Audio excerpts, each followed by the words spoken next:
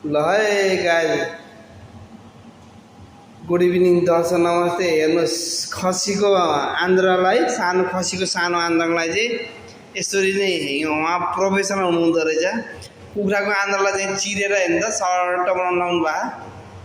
हेर्नु त ए कुखुराको ठुलो के अरे खसीको ठुलो आन्द्रा यो भयो भने होइन, ठुलो भुँडी यो भयो भने त्यो सानो आन्द्रालाई चाहिँ हेर्नु त बोइल गर्दाखेरि चाहिँ सेम कुखुराको जस्तो हुँदो रहेछ। हेर्नुहोस् त दामी देखेको छ। एकदमै नयाँ आइडिया नयाँ तरिका यो रहेछ नि त।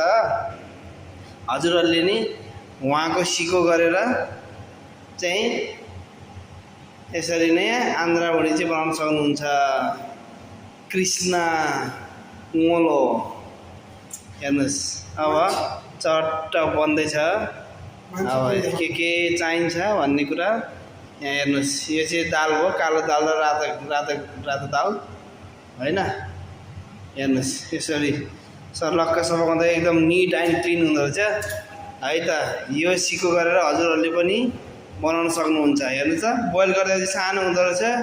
सानो भएपछि हेर्नुहोस् कुखुरालाई आन्द्राको चिरेर चाहिँ सर्लक्क चिरेर दामी हुँदो रहेछ। यसरी हजुरहरूले पनि बनाएर खान सक्नुहुन्छ। धन्यवाद।